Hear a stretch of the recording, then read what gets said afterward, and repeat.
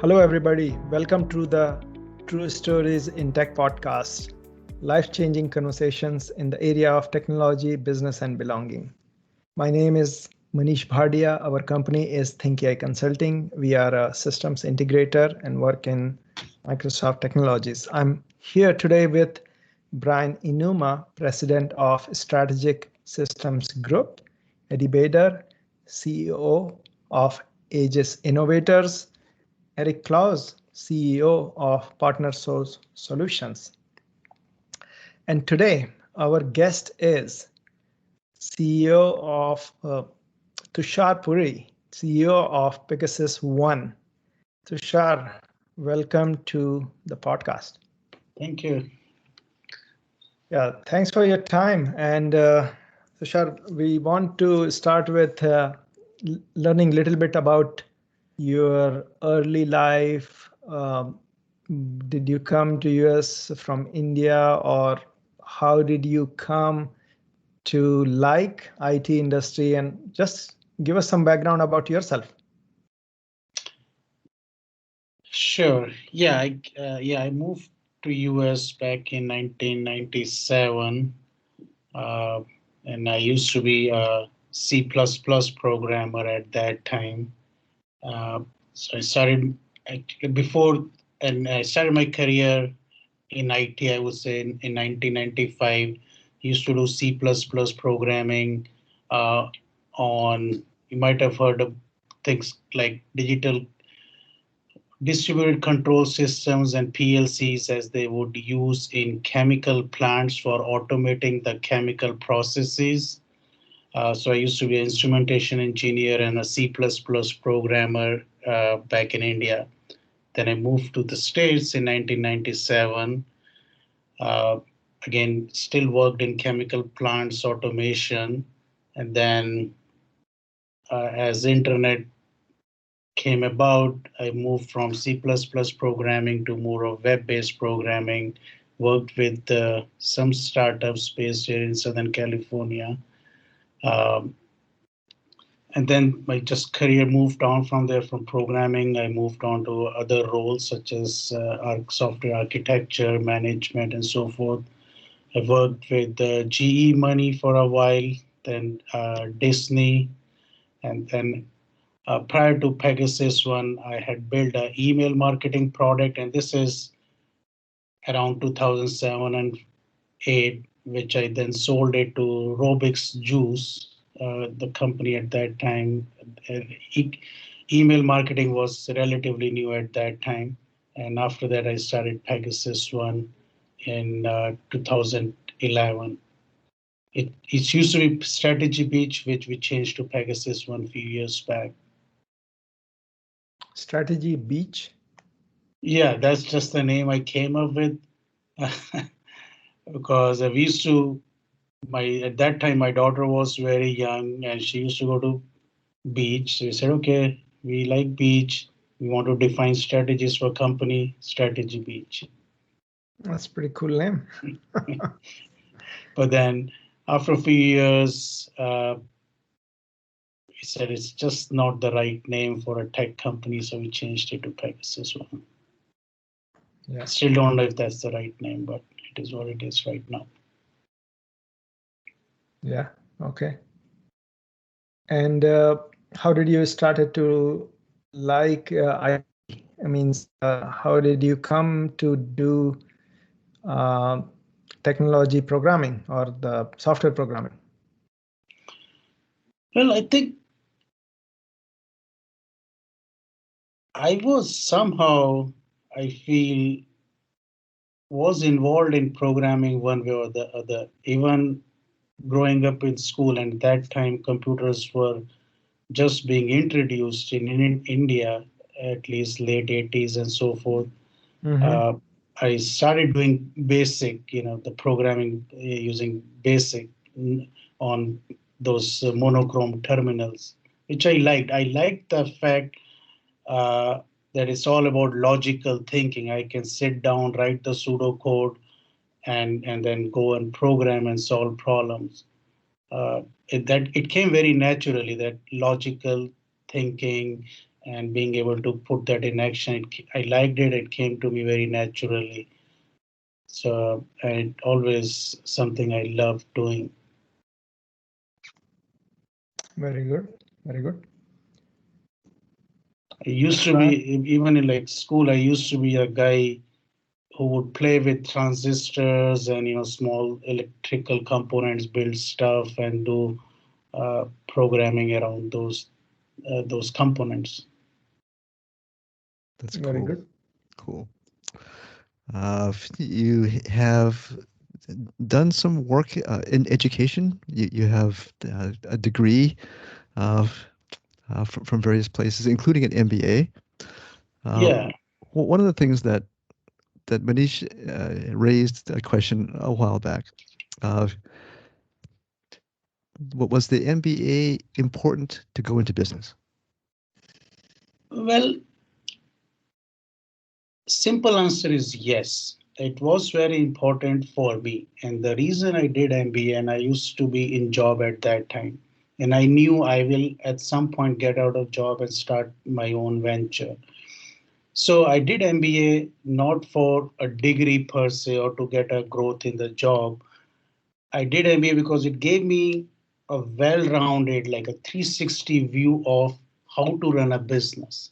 It's anything, things like accounting, marketing. So coming from a technical background, studying technology all life, it just gave me a 360 view of everything about business.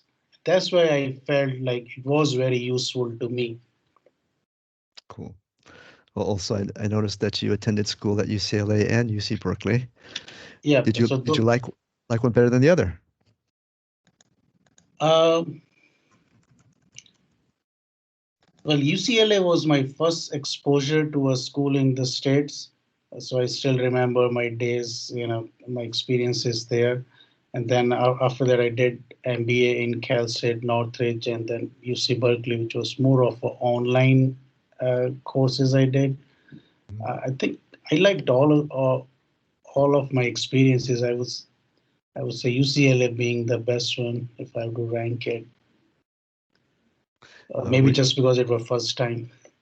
were you living in one of the dorms, or did you have an apartment someplace? Oh, I was not living in the dorm. I was living outside. Okay, yes. Yeah. You missed out a little bit. So I spent a couple of years living in the dorm, and then a couple of years, last 2 years, I commuted from home in Okay. Torrance. But those first 2 years, I have to say, were formative years because a lot of crazy things went on in the dorms in those first 2 years. I think I've done my share of crazy things even in engineering. Uh, uh, I don't want to get started, but yeah, I understand. so anyway, I did enjoy my time at UCLA also. Yeah, So it's I think I definitely a great school, great school, and I think we all see, and I saw a sea change uh, when I studied in UCLA for a while and then went to Cal State Northridge. Very different demographics, very different styles of teaching, very different expectations. Uh, that was sort of an eye opener and something I didn't know at that age, but uh, and I experienced and I liked how different they were. It just gave me a different perspective. that's good. Good. One of the things that we have asked in our podcast was about entrepreneurship. So maybe if you don't mind, I'll ask you a couple of questions along those lines. Sure. Okay. Uh, One of the questions that I had posed to me was, is it important to go to school uh, in order to become an entrepreneur, or uh, better to just go to work? I would say most important thing is perseverance and passion. So to answer your question, no, school is not the most important thing. Just going to work is more important, and showing up to work every day is even more important. Cool. Of course, school helps. Like I was saying, MBA helped me uh, to put my thought process along some lines, and understanding, you know, the nuts and bolts of say accounting or marketing. Because I'll tell you honestly, when I started business, for a while, and it will sound stupid, I did not even realize sales and marketing were two different things. So yeah, if you go to school, you have some formal education, it helps. Uh, but yeah, I think it's going to work and showing up for work is even more important. Cool. Okay, and I think there's one more question that's sort of related. Is it important to work for someone else first before becoming an entrepreneur, or better to just go straight into going into business for yourself? I think anytime you have, uh, that feeling that you're ready to work, you should just go whether you have worked for anyone or not. To an extent, if you have that passion and ready to go out and explore things on your own, that's probably better because uh, now you will learn as you grow and you explore things. Cool. Very good. Okay, and this is one question that I wanted to ask in a previous podcast and didn't. So let me pose that to you. You answered it a little bit already. Uh, how does someone know whether or not they're suited to be an entrepreneur? Hmm. I can talk from my point of view, like if you're always looking or seeking to change things around you and you're not satisfied with the opportunities or challenges you're being given, so you always have this desire that I want to do different, better, uh, that to me is should be a signal that you need to go ahead and embark your own destiny being an entrepreneur. Mm-hmm. And I was, even when I was in job, even for big companies, I was especially like in some big companies, I would say, uh, they work they work in silos. So even if you have if you have that entrepreneur thought process, you can bring those ideas and talk to people and get things done the way you feel should be done, but it's just a different way of doing it. And of course, you have to always play within the rules and roles of those companies. Cool. Good. And that was my frustration. Good. One of the things that kind of comes to mind about Pegasus One. So, as I recall, you had gone from Disney to Pegasus One. After Disney, I have spent some time building the email marketing product, which Mm-hmm. eventually we sold, and then we started Strategy Page / Pegasus One. Yes. Okay, so what led you to do that? What was the primary factors that led you to start Pegasus One? Is just that my frustration of not able to bring the changes uh, in the field I was in, being IT and software development, uh, working within those companies. It's almost like I was going to job, I was trying to bring changes, but I was told not bother about making changes and improvement. Just make sure you come at 8 o'clock and do not leave before 6:45. Hmm. And just because you for XYZ reasons, and you cannot put up with those things for long, and that was the reason I said, okay, I can't handle it anymore. I need to go out and start doing things the way I feel it should be done. Cool. Good. You and I were were asked to be on a panel for something called Cloud Day. Mm-hmm. And I tell stories about that day and some of the things that came up in conversation. First, uh, why did you accept? Why did you want to participate in Cloud Day? I would say I've reached a stage in my life at this time, by God's grace, that I feel I have a lot to contribute. I can help people. And especially last year, 2020, being COVID, I, I met some folks who were, and I was talking to Manish about it earlier. I came across some counselors in community college in Orange County. I came across some kids who were studying in community colleges. And then I joined a couple of organizations for mentoring in high school kids. And it was such an eye-opening experience. I never ever had thought, you hear about social inequality news and you just hear and you say, yeah, it is the, what can you do? But when you come across these kids, high school kids or, community college kids, and you talk to them, you talk to their counselors, and you can see their passion and things they want to achieve, but they are not able to achieve for one or the other reason, either just because they don't know where to go. Mm. Simple things I have realized, and I consider myself to be very fortunate.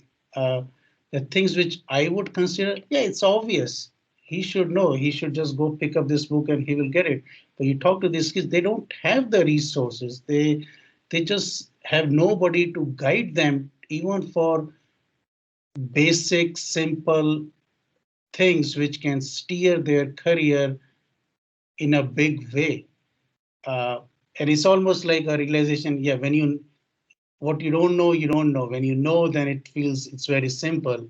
And I think there's a huge population of young kids who just don't have that guidance. And I want to make it accessible to them in whatever shape and form I can. So it's the realizations I had last year, some of the experiences I had last year, which is prompting me to get into these kind of events as much as I can. Cool. I had some similar experiences in the sense that it was many of those things that we had mentioned in that Cloud Day were very straightforward, common sense things today. However, when we were that age, I'm sure, especially me, was very clueless Mhm. about some of those things. So there's a very clear opportunity for us. I see it a little bit at a WeWork location in Long Beach. So in Mhm. general, they're late 20s, early 30s, so a little bit older than community college. But some of the same things are present. So I am positive I am the oldest one there. But there is an opportunity, right, to have conversations about, oh, you might want to think about this. If you have an opportunity to do a 401k, try this. So it was just, some basic kinds of things to the point where at one point I think I had an opportunity to explain to a couple of folks how credit card processing takes place, the relationship between the banks and the processors and so forth. And then I think in another conversation, I have a real estate license. I was able to explain the nuts and bolts of a real estate transaction to a couple of folks at WeWork. So anyway, some of those things are also kind of gratifying, smaller scale, of course, than what we had an opportunity to do at Cloud Day, but gratifying nonetheless. Yeah, I'll tell you this, especially I know since my background is programming, and that's what we also do in our company. These programming languages and tools per se, these especially the low-code tools which have come in, it has made making products, apps so easy. I'll give you this example. I was able to train a kid, high schooler, senior, with basic knowledge of Python. Within 3 weeks, he made a production ready program with little guidance, very little guidance, which of course, which he didn't have earlier before I met him. Build a system which was doing things like OCR. It was doing uh, handwriting recognition on scanned documents. It was doing noise filtering on the scanned documents, which are pretty difficult things to achieve if you don't know, say, the Python or all the relevant libraries. But if you give someone a little guidance, uh, he was just able to knock it out in few weeks. Wow. Cool. Cool. I do have one similar experience a while back. A college student was introduced to us for an internship. At the time that we were working on some web-based applications written in Cold Fusion, so you don't see Cold Fusion much these days. Right. But it was a similar kind of experience where we basically gave him the what, right? So we knew what had to be done. Maybe a little bit of how, but not a whole bunch of how. Without knowing anything about the syntax of Cold Fusion, he was able to essentially complete the tasks, but by simply doing Google searches to go and get the syntax down. Yeah. I found it flabbergasting, to be honest, that he was able to pull these things off with like almost no instruction from us, and get the job done. It was just remarkable to me. Yeah, same thing here. Like, only thing I did was gave him 1 hour overview of things he needs to use. Then every week he would just send me updates or ask me.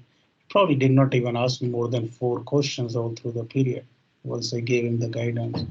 Not that I did a great job in giving the guidance, but he was passionate enough to go learn things on your own and get it done. Cool. I was trying to engage him for another summer, but I couldn't, and then found out later that he had gone to work for Apple. Well, that's nice. Wow. So he did well for himself. And what's heart wrenching is this kid I'm talking to you about. See, I met him, and he was interested. I said, okay, I'll coach you. Come. He said, and I'm more than happy to come and learn, but I need to go work at Starbucks to support my family. So if I work with you, unless you pay me, and this was like high school, I did not had planned any paid internship. I was just helping him. Said, okay, yeah, you build this product, use it for your college essay, and I'll pay you. And that was, otherwise he would have lost this opportunity. He would not have learned and would not have got admission in UC Berkeley, uh, just because he did not have resources to spend time, because of his financial condition. Okay, very good. And not that it didn't cost me a whole lot, but I think hopefully it will help him eventually. Yes, good. Okay, all very good stories, Tushar. Thank you. So Tushar, just on the similar line, I have a follow-up question. And it was interesting. You're so passionate. I mean, it shows up in your talk is that you're passionate about talking and teaching, contributing back to the community. I think you have tried to find places where you can contribute to teaching or training others, but you have had trouble there. Is that right? Yeah. I think the area I'm trying to focus is, see, as you know, the whole STEM or computers, the field has grown in 10 different dimensions. When I went to school, there used to be just one thing called computer science or computer engineering for hardware. but now there are so many specializations. And what I'm trying to figure out to go teach these kids that irrespective of what you're passionate about or you like, you can still be part of this revolution. As an example, I'll tell you my daughter's example. She has been in arts since kindergarten, so she likes drawing, and she also likes life sciences, but she doesn't want to get away from arts. So she said, I want to become a medical illustrator so I can use both of my skills in life sciences and bio as well as arts. So that's a unique skill set of art and life sciences. Similarly, uh, just a couple of years back, I came across a kid who did kinesiology from Cal State Fullerton, and he was not very happy in his career doing kinesiology. So I helped him transition and still use what he studied in kinesiology, add add to it with some programming knowledge and mechanical engineering knowledge. With additional classes, he was able to get into a mini robotics company. Similarly, if you have a thought process, you are into aesthetics or arts or creative space, there's whole field of creative computing these days, right? Similarly, uh, if you are good at uh, understanding and learning about human behavior or social norms, you can be an AI trainer, right? And of course, gaming is obvious. We all know about that. Uh, uh, so I think there are these so many careers available in this so-called computer or STEM field where kids from all different backgrounds and uh, can come in and be part of this. And that's what I'm very passionate about in teaching kids. Hey, even if you have been doing arts or uh, dances or creative writing, you still have a career in this field and you can pursue that career, which you may not know about. Mechatronics, that's like, I know UCLA has done a lot of work in mechatronics. We had a project where they brought in uh, engineers from, they had, so for this project, they brought a team from instrumentation engineering, life sciences, mechanical engineering, electrical engineering, and electronics engineering. It was essentially a mechatronics project, all about robotics and computational sculpturing. So there is so much happening, and I just don't think kids are aware of the opportunities. I don't know. It's a long-winded answer. No, and this is great. I think I would never think like that. So it's great to know that, you know, you are bringing all this together, and I totally appreciate that you're thinking that there is a gap, and there is a gap because uh, they don't know what they don't know, and if somebody just tells or connects the dot, that's a big boost or could be life changing for them. Yeah, and I'll tell you maybe once you find, if you find time, I'm sure we all have seen those Nest devices, right? And if you walk by the Nest device, if you stand in front of that Nest device, the screen pops up, right? Yeah. That's such a simple, sweet feature. But if you go and do the research on how that feature came about, who thought about it first, you will realize it was just a human interaction design feature which somebody with no technology background, with just a human behavior background, I think he studied psychology essentially. So he came up with some of those ideas when it was being developed. Psychology person thought that Nest has to think I'm nearby, something like that. Yeah.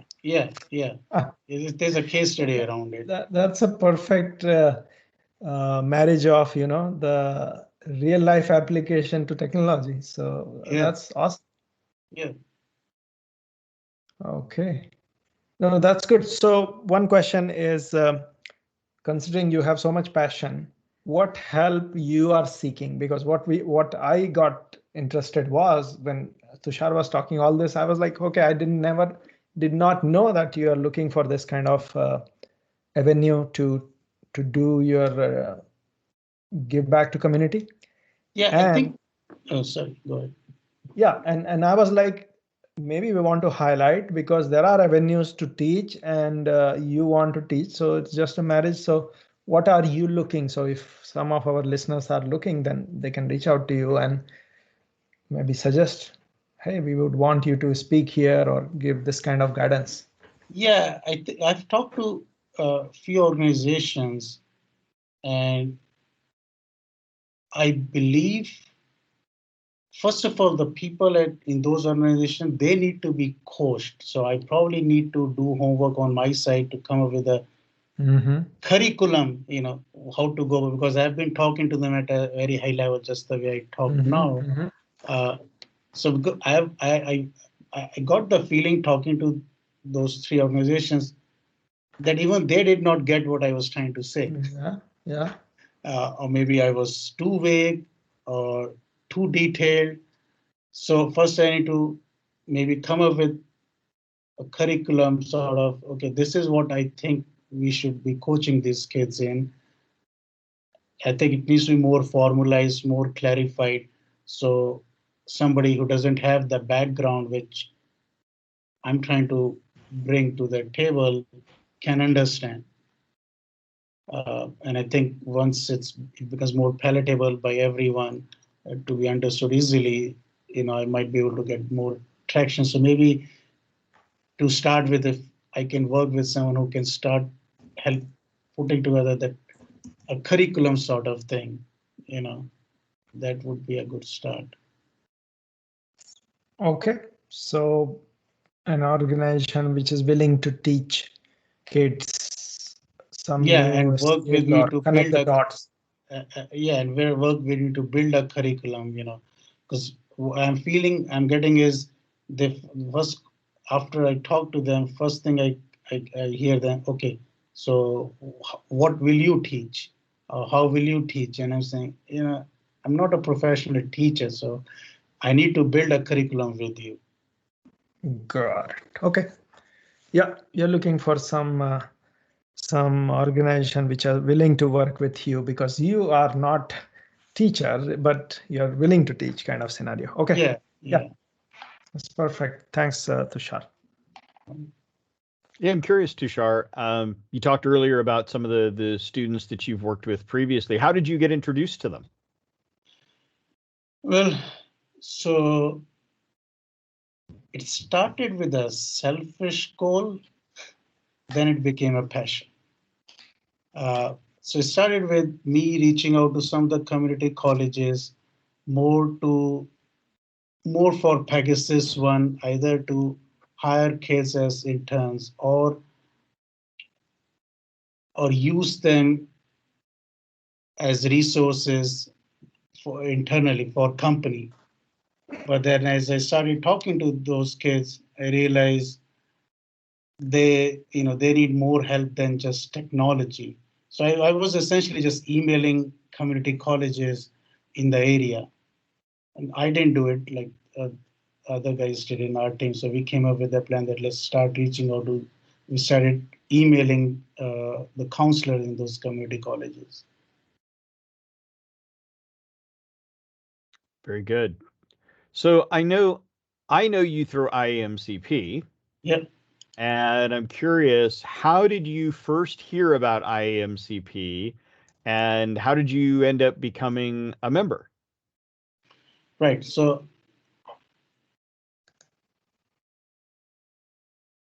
well, I've been aware of IMCP for a long time. I would say at least 6-7 years, but then I joined, I think, only a couple of years back.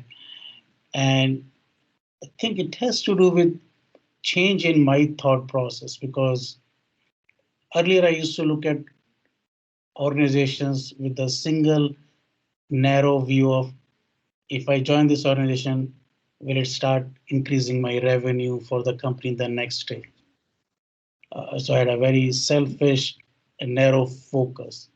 But then after a few years, I realized, okay, I don't want to join an organization just for the sake of business development. I just want to join an organization to grow myself as a human being and just to have more friends and peers and people uh, uh, with whom I can share knowledge, learn from their experiences, and so forth.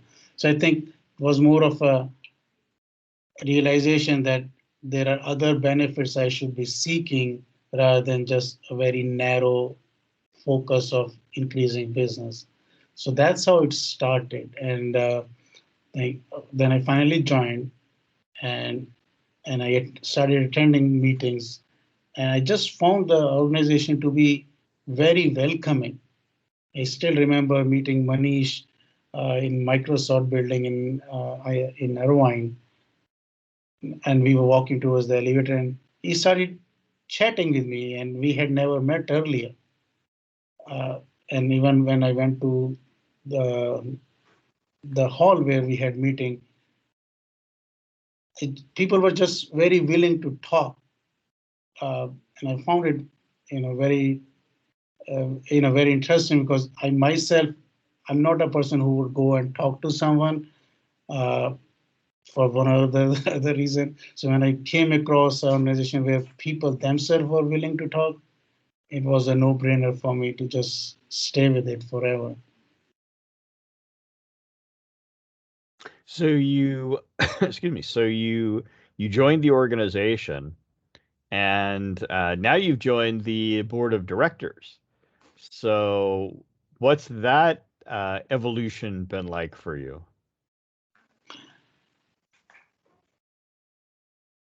You mean in the experience point of view? Sure, sure. Well, you went from being just a regular member, I guess I'll say, to becoming a volunteer. We're all volunteers who serve the organization. So I'm curious, what made you decide I want to volunteer? I want to become part of the board of directors.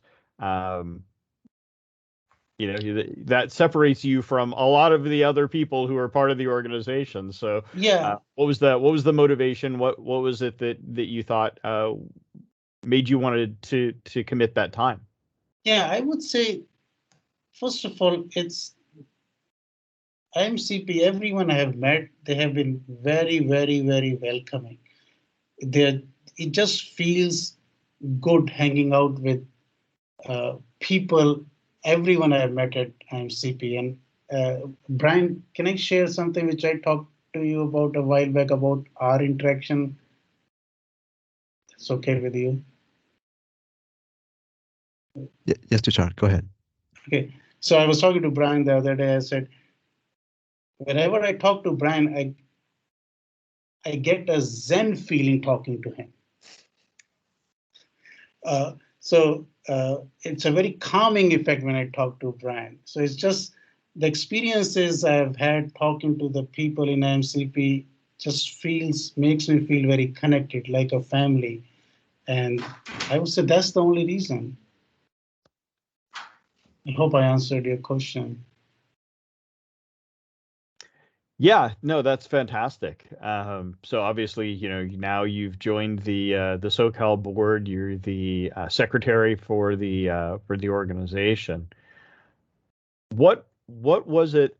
You talked about different things that you were looking for joining IAMCP. One of those things that we usually hear from people is partnering. I'm curious what does that mean to you? What does that look like for you? And have you been able to find partnerships? Yeah, and it reminded me one of the statement which Brian made in one of the meeting was when Brian was talking about his journey in IMCP when he joined and his expectations and how he uh, went several years and his growth in the organization, and that was very uh, relatable to me. So going back to partnering, I think partnering, number one, yeah, I've been able to find a lot of partners, and so I would not say I've done a lot of work on it, uh, but I'm actively trying to build relationships which will eventually can become business partnerships. So I'm taking it more from the angle of the people with whom I can hang out with, or I can trust, and they can trust me, and they would like to hang out with me, and then take it to the next level of business transactions. You know what I mean? Yeah. So I guess has that happened though for you? Have you found any Yes, opportunities to work with other partners, and has that turned into some type of partnering, a project or something for you? I would say, yeah, it is happening. It's slow, and that's probably because of me, because of how much I have participated in partnering aspect. But it's been happening, and we have not reached to a point where we have done a project. But I'm hoping we should be able to do it at least sometime this year. Okay, fantastic. Yeah. What do you look for in an ideal partner? Uh, First of all, with somebody I can trust on personal basis, somebody I can relate to, somebody I feel shares same values uh, of life and business, first life and then business. Uh, that to me is more important. Okay. And then you get to that point of knowing someone. um what is a good opportunity for you at that point? In terms of work for Yeah, us, in terms of exactly what would a good business opportunity, a good partnering opportunity look like for you? I would say it can be both ways. It can be, if we found a lead which we are not able to fulfill or not interested in fulfilling, and somebody can just take that lead, take care of customer, uh, and deliver it as promised, so we can maintain the trust and faith of the customer, and and continue working together in future. Or it could be other way around, where somebody come across an opportunity which, say, a custom software development opportunity, where we can help them either augment their services or just take care of it end to end. That would be something we would look to do. So I realize we didn't cover this really very well, but maybe a little bit. You might have just answered it, touched on it there. But what does Pegasus One do for its customers? Right. So in simplistic way, I would say we are a custom software development company. But the way I try to put it is, every time we talk to new leads or new customers when they come, they either have a vision or a goal which they want to achieve, but don't have a clarity on how they can achieve, or they have pains and lots of pains because of some other company they have worked with or have been working with. So in nutshell, it comes down to, hey, I have these problems or pains which I want you to take care of. So we have, in my opinion at least, we have structured our operations and processes in a way where we we go in as someone who would say we take pain out of software product development, whether it's pain related with our, a lot of time customers don't even know how a product development project should work, what they should be aware of, what they should be looking for, or so a lot of them, it would mean coaching them first and then embarking upon a journey. It could be helping them, rescue their current product, helping them understand how software development works, how they need to interact with teams. So basically, handhold them all through the process, whether it's technical leadership, processes leadership, providing 24 by 7 support, irrespective of whatever time they call us, we are there for them. So it has become, as I've realized in the last few years, it's less about technology, it's less about how pretty your project looks, it's more about the leadership you're able to bring to the table to guide your customers through this journey of development and eliminating pains for them. So the way I put it is, and I know it would sound cliche, but it's all about value creation. And I've come across instances where we are being told to develop things, but then when we go back to customer and question them, hey, why do you even bother developing this feature? It will not make any dent in your go-to-market strategy. And then they will realize, yeah, their thought process is wrong, and they have to change their direction in some other way. So, so those kind of communication and strategic discussions is what I feel we bring to the table to help our customers grow from their vision to take their product to the market. Perfect. No, that's fantastic. Well, I think we've had a really great conversation here, and we've walked you down this path. But now I have to warn you that we're going to turn you over to Eddie now, and Eddie always comes up with the really hard questions. So, Okay. Eddie, it's your turn. Awesome. Hey, Tushar, how are you? Hey, how are you, Eddie? I'm doing well, thanks. And I was curious, I think you made reference to, or do you have a daughter? Yes? Yeah, I have 2 daughters. 2 daughters. So as I was listening to you to describe your role as a consultant to clients, right? And it made me think about family and how, as a father, you'd be a consultant to your daughters, knowing we are in an industry that isn't women aren't well represented in the group per se, and we could do a lot more to bring more of them into the group. I was wondering, as you are a father and a mentor and maybe even a consultant to your daughters, what are the things that they do that you would have the same reaction to? Are you sure you want to do this? Are you sure you want to develop this? Like that conversation you just had with your client. Are you sure you want to do this? What are those kinds of conversations that you have with your daughters, and what are the visions and goals you have for them for the future?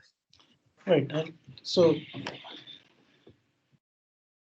my elder one, she is very, very, very, and maybe several more varies, passionate about environment. So of course she's studying comp science, but she has a very similar vision of, once I'm finished school, I'll go work for a non-profit or a company which is working, improving the environment.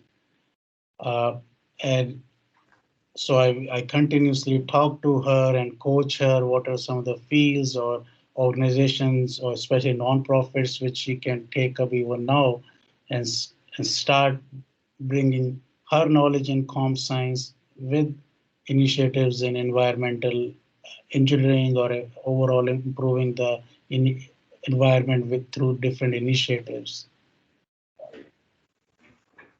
Similarly, my younger one, she's passionate about arts, and I brought it up earlier. She's passionate about arts and life sciences, and she wants to become a medical illustrator. So continuously coach her in that career. And believe it or not, there are hardly 2,000 medical illustrators all over the North America, certified ones. Really? Yeah. That's amazing. Yeah. No, that's awesome. So what are you, when you look at them and you think about just their lives and where they're going. What makes you the most proud? Yeah, you do ask difficult questions. I think what I like most about them is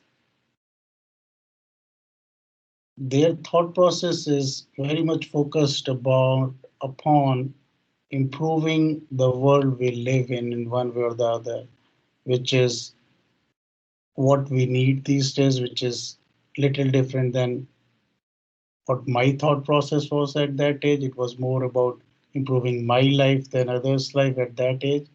But I like that they are passionate about bringing change, and they are not going to compromise in any shape and form uh, to not have it happen.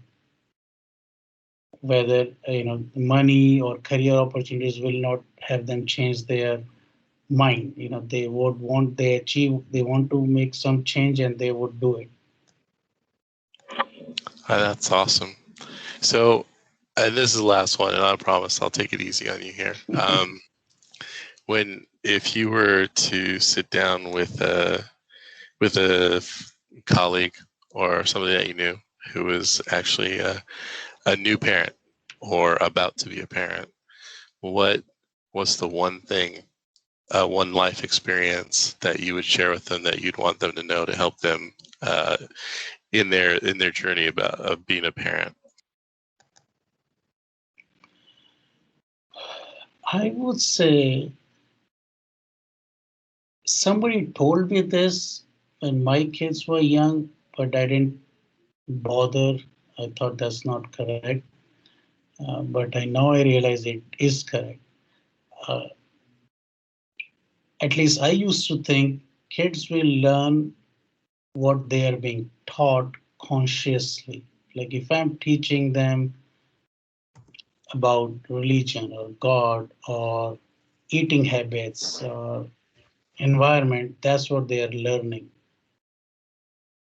But after 7, 8 years of telling them what, how, and when to do things, I've realized they have probably learned 10% of what I explicitly taught them. 90% of their personality is what they have either subconsciously learned through my actions or our family traditions or their experiences. So I would suggest that, and somebody told me that kids learn more through unconscious learning than the consciously what are they being taught. So I think that's what I will tell someone, that if you really want to inculcate certain habits or behavior or values, it needs to be part of your environment. And it needs to be, you need to be doing it, not that you just need to be preaching it. Your friends and families need to be doing it instead of being explicitly told or coached to the kid to do it. You know what I mean? Yeah, no, I think that's a wonderful message, not just for kids, but for all of us. I think that's leading by example to a certain extent, right? Yeah. No, that's very awesome. Thank you for sharing. Thank you. Excellent. With that, I think we are coming to an end of the time, but question to you, Tushar, if listeners are interested in learning more about what you're doing, how would they contact you? Sid, they can email me at tushar.puri@pegasusone.com, or my cell number is 310-721-3077. I'll be more than happy to talk to them. Okay. Thank you, Tushar, for your time today, and thank you for sharing your stories with us. And that will do it for this episode of True Stories in Tech podcast. I'm Manish Bhadia with Think AI, and along with Brian Inuma, President of Strategic Systems Group, Eddie Bader, COO of Aegis Innovators, Eric Claus, CEO of Partner Source Solutions. Thank you for listening. Please join us next week for more True Stories in Tech.